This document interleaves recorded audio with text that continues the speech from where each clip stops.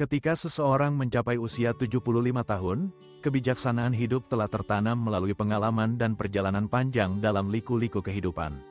Di masa tua, keinginan terbesar setiap orang adalah menua dengan tenang, bermartabat, dan tetap memegang kendali atas hidupnya sendiri. Ada pepatah tua yang mengingatkan kita bahwa lebih baik menjalani hari tua dengan kesendirian yang berkualitas, daripada memilih jalan hidup yang salah dan akhirnya kehilangan harga diri. Ada 3 cara menjalani masa pensiun yang sebaiknya dihindari jika seseorang ingin hidup dengan penuh martabat dan bahagia di hari tua. Pertama adalah bergantung sepenuhnya pada anak-anak dalam urusan keuangan maupun kehidupan sehari-hari. Banyak orang tua berharap dapat menikmati masa tua bersama anak-anak, merasakan kehangatan keluarga, dan merasakan balasan dari buah hati yang telah dibesarkan dengan susah payah. Namun, seringkali kenyataan tidak sesuai harapan.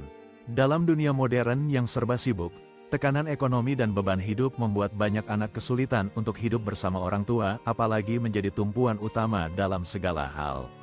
Mengandalkan anak-anak sepenuhnya untuk kebutuhan finansial atau perawatan sehari-hari justru rawan menimbulkan konflik, kekecewaan, dan bahkan luka batin yang sulit disembuhkan.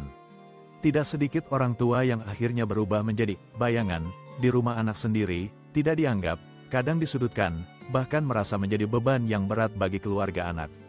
Rasa bersalah, minder, bahkan kehancuran harga diri perlahan menggerogoti jiwa orang tua. Ketahuilah, cinta orang tua pada anak adalah tanpa syarat, tapi cinta anak pada orang tua sering datang dengan syarat, terutama ketika ekonomi dan kebutuhan hidup sudah masuk di dalamnya. Maka sebaiknya, siapkan diri untuk hidup mandiri secara ekonomi sebelum menua. Simpanan tabungan, asuransi, atau investasi dapat menjadi penopang utama. Jika memungkinkan, tetaplah produktif, karena mandiri secara finansial di masa tua bukan hanya memberikan ketenangan, tapi juga menjaga harga diri dan kehormatan sebagai sosok yang pernah berdiri tegak membangun keluarga. Kedua adalah mempercayakan seluruh harta, rumah, atau aset pada orang lain, termasuk anak-anak, sebelum masa tua benar-benar memerlukan bantuan. Tidak terhitung banyak kasus orang tua yang rela menyerahkan seluruh harta miliknya kepada anak-anak dengan harapan akan mendapatkan perhatian dan perawatan yang baik. Namun, kenyataan pahit kerap terjadi, ketika anak-anak tidak lagi memperdulikan orang tua karena merasa sudah tidak memiliki keterikatan tanggung jawab ekonomi. Di dunia yang semakin materialistis, aset seperti rumah, tanah, tabungan, atau barang berharga adalah sandaran terakhir harga diri di masa tua.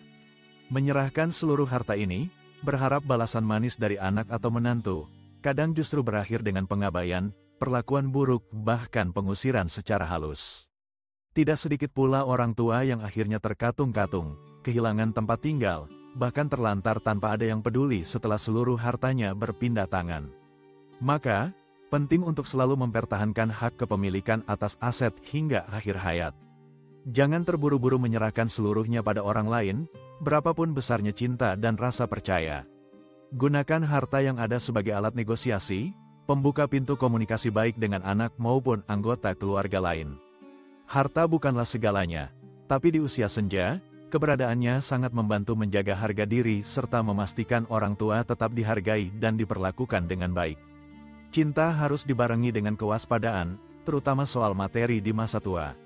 Ketiga adalah mengorbankan kebahagiaan pribadi, hidup mengikuti keinginan orang lain, demi menjaga nama baik keluarga, atau merasa sungkan. Banyak orang tua yang akhirnya tinggal bersama anak dan cucu, mengorbankan kenyamanan, bahkan kesehatan, karena takut dianggap egois atau tidak sayang keluarga. Setiap detik keseharian dihabiskan untuk membantu merawat cucu, memasak, membersihkan rumah, tanpa mengeluh sedikit pun. Padahal, masa tua seharusnya menjadi waktu untuk menikmati hasil kerja keras selama bertahun-tahun. Inilah saatnya seseorang berinvestasi pada kebahagiaan diri sendiri, melakukan hobi yang sempat terpinggirkan, memperluas relasi, atau sekadar merasakan ketenangan tanpa tekanan.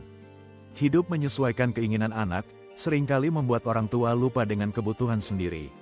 Penting untuk memahami, bahwa tidak ada salahnya menolak permintaan anak atau menantu jika memang tidak sanggup. Kebahagiaan di masa tua didapat dari kejujuran dan keberanian menjaga batasan diri. Tidak sedikit kasus ketika orang tua akhirnya kelelahan fisik dan jiwa, bahkan jatuh sakit karena mengorbankan segalanya untuk anak cucu, sementara kebahagiaannya sendiri diabaikan begitu saja. Maka jelaslah, kunci utama menjalani masa pensiun dengan harga diri adalah menetapkan batasan yang sehat, menjaga kemandirian, dan tidak takut untuk menolak hal-hal yang membuat tidak nyaman.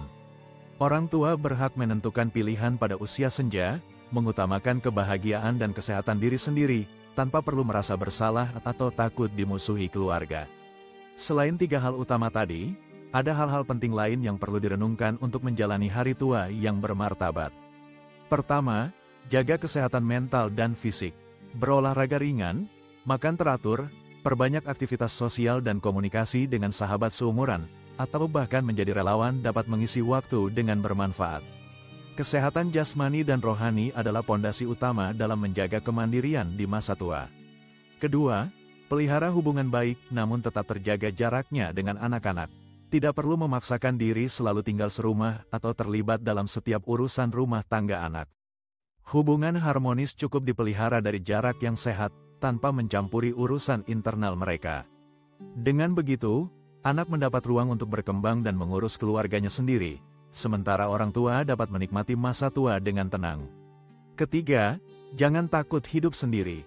Banyak yang menganggap hidup sendiri adalah kutukan di usia senja, padahal kadang-kadang kesepian justru membawa kebebasan dan ketenangan.